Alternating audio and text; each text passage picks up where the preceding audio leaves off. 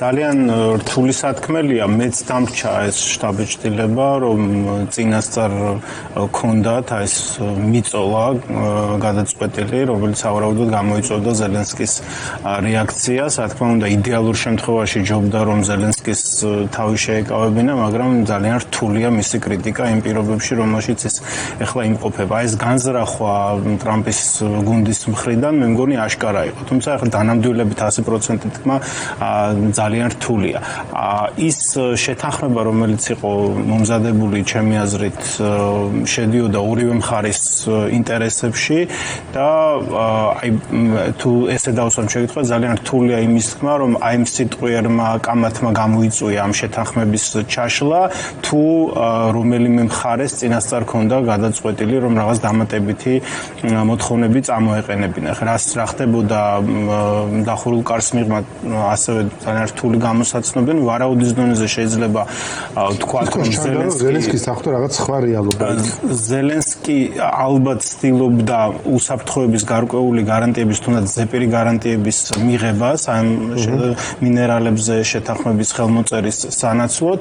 შესაძლოა ტრამპის ადმინისტრაცია ასევე ზეპირად ითხოვდა გარკვეულ დამატებით დათმობებს, ტერიტორიულ დათმობებს, რაზეც შესაძლოა იმაზე მეტი მოხდა, რაც ნახეთ, ხო? აი ძალიან ემოციური ფონი მხრიდან, მაგრამ ხო, მაგრამ ეს ემოციური ფონი ტემპერატურა იყო რა. ანუ იქ კაბინეტში ჩანდა, რომ იქ ტემპერატურა მაღალი იყო და თითქოს რაღაც უძღოდა მას წინ. რაღაც ისეთი, რაც ჩვენ არ ვიცით. ეხლა ძალიან მკითხობა არის და სხვა ჟანრი არის უკვე, მაგრამ შეხვედრა. ხო, მაგრამ ფაქტია, რომ მათ შორის არა, მაგრამ ყარსეულს back channel disc. რომ ეგ რაღაც კიდე მოხდა. თუმცა უსაფრთხოების გარანტიებთან დაკავშირებით ფაქტია, რომ რაღაც თითქოს მას რაღაც სხვა მოსთხოვეს კიდე. შეიძლება მაგას ვამბობ, აი ვცდილობთ რომ გამოვიცნოთ რა მოხდა. ძალიან მარტივია ზელენსკის ინტერესი, ის თანახმა იყო და არის რომ ხელი მოაწეროს ამ შეთანხმებას სასარგებლო წიაღისეული შესახებ, ოღონდ მას ბუნებრივია უკრაინის ეროვნული ინტერესებიდან გამომდინარე, უნდა რომ მიიღოს გარკვეული გარანტიები ამერიკის შეერთებული შტატების მხრიდან ამ ხარდაჭერის გაგრძელებასთან დაკავშირებით. ტრამპის ადმინისტრაციის რიტორიკა სამწუხაროდ მიანიშნებს იმაზე, რომ ამერიკის შეერთებული შტატები ცდილობს, რომ გავიდეს პოსტსაბჭოთა სივრციდან, აი ამ რეგიონიდან, რომელშიც ჩვენ ვიმყოფებით. გარკვეული ქმედებებიც ამაზე მიანიშნებს, მართალია ეს სრულიად სხვა საკითხია, მაგრამ იგივე ამ საგარეო დახმარების პროგრამების შეჩერებაც შეიძლება ამ ჭრილში განვიხილოთ. ბირნძალის ფაქტორის გამორიცხვა ამ რეგიონში ძალიან მძიმე დაისახება უკრაინაზეც, საქართველოსზეც და სხვა ქვეყნებზეც.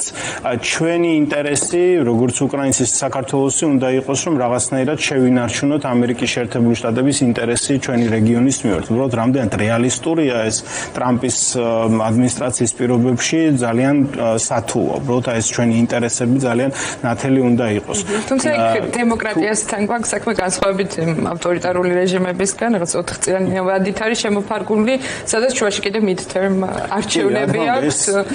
ხო, შეიძლება დროებით იყოს, მაგრამ ალბათ საგარეო პოლიტიკაში. ჩვენ ცხოვრობთ აქ და ახლა და გვადარდებს ის, რაც შეიძლება მოხდეს შემდეგი 2 წლის და 4 წლის განმავლობაში. და ისე მიდის საქმე, რომ ტრამპს აქვს ეს იდეა, რომ ჩინეთი არის მთავარი მეტოქე, რუსეთი არის მეორე ხარისხოვანი მეტოქე, რომელიც შეიძლება რომ შეატოვოს ევროპულ ქვეყნებს, გადააბაროს ეს პრობლემა ევროპას და თვითონ გამოვიდეს ამ რეგიონიდან, მათ შორის ბზარი შევიდეს, როგორც ეს ტრამპის ადმინისტრაციის პირველი ვადის დროს იყო ევროატლანტიკურ ურთიერთობებში.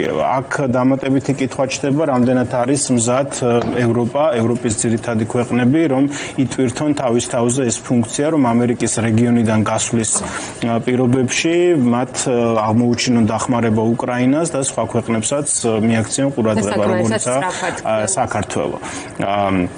ის სიხარული და ჟივილხივილი, რომელიც ნახეთ ქართული ოცნების რიგებში გასაგებია, ისინი არიან პრორუსები და თუ ამერიკის შეერთებული შტატები გავა ამ რეგიონიდან, მაშინ საქართველო ხდება რუსეთის სატელიტი და როგორც ჩანს, მათ სწორედ ეს უნდათ, ხო, უბრალოდ ეს ის კატასტროფული შედეგია, რომლის თავიდან ასწავლება ჩვენ ეგ არის რასაც გულშემატკივარი